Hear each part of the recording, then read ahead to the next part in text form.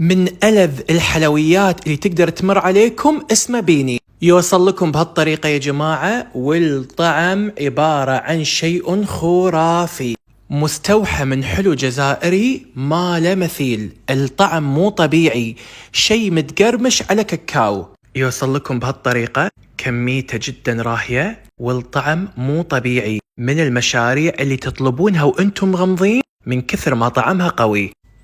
هو عبارة عن حلو جزائري مع الكاكاو البلجيكي، حنون ولذيذ ومو طبيعي. خلنا ناكل بسم الله. خيالي.